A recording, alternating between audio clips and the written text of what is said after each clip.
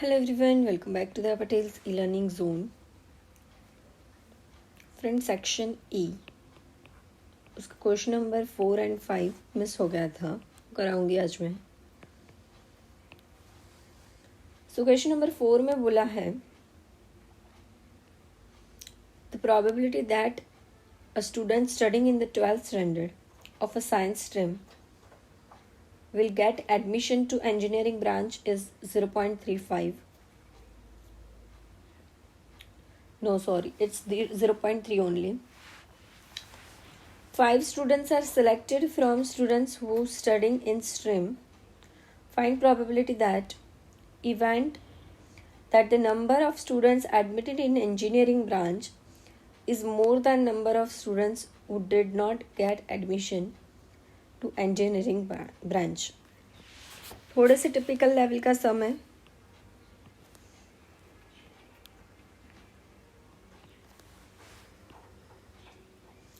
सी यहाँ पे ऐसा है,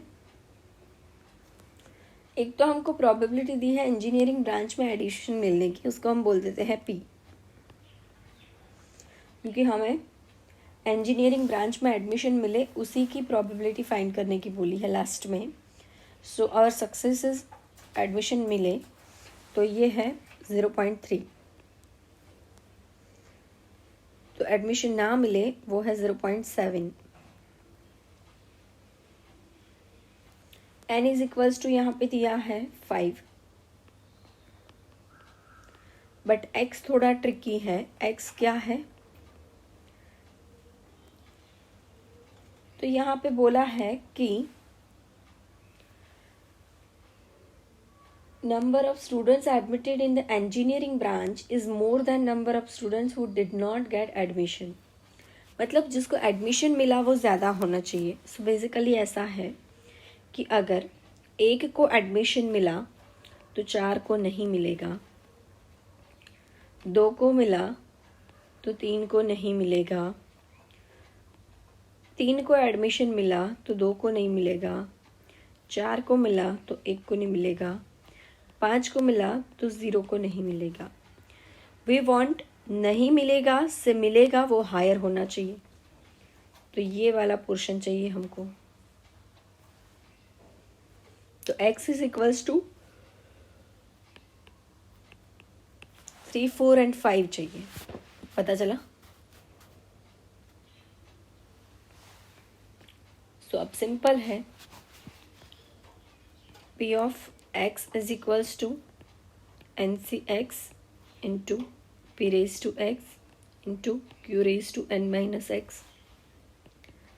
ncx हमें चाहिए first of all p of 3, 5c3, 0.3 raised to 5, sorry 3,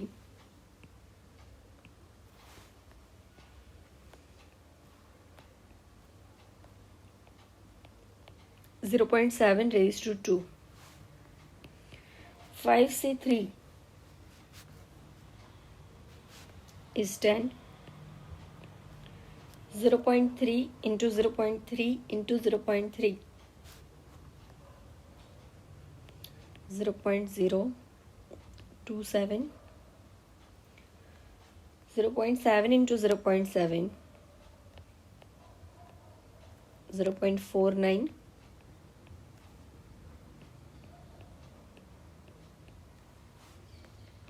तीनों का मल्टीप्लिकेशन करो, you will get your answer 0.13230. Is it clear? आगे बढ़ते हैं. P of 4, 5c4, 0.3 raised to 4, 0.7 raised to 1, 5c4, 5, 0.3 into 0.3 into 0.3 into 0.3, it's 0.0081 into 0.7, तीनों का multiplication कर दीजिए and you will get 0.0232853.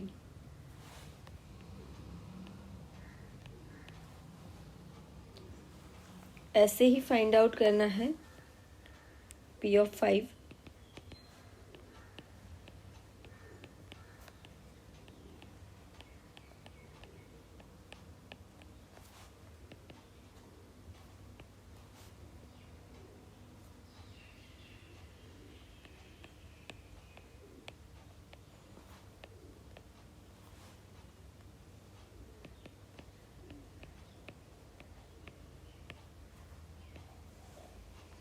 P of x greater than or equals to 3.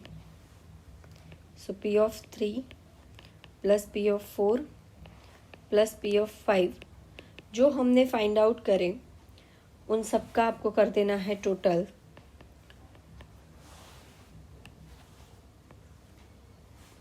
और वो आपको मुझे कमेंट सेक्शन में लिख के बताना है. Clear? Let's move to the next question.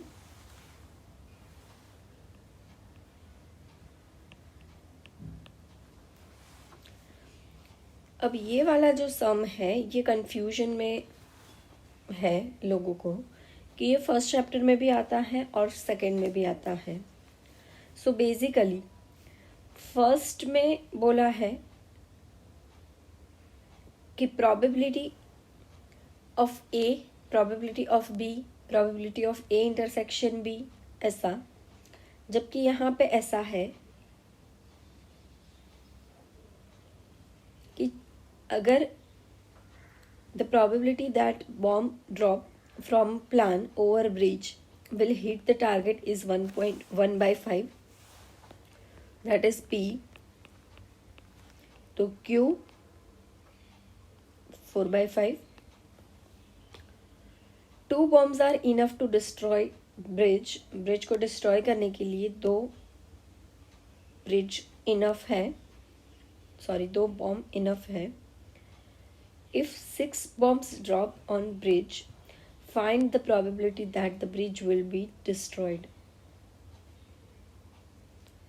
तो बॉम्ब 2 गिरेंगे, 3 गिरेंगे, 4, 5, 6 बॉम्ब अगर गिरते हैं तो बॉम्ब डिस्ट्रॉय हो जाएगा. मिनिमम 2 चाहिए.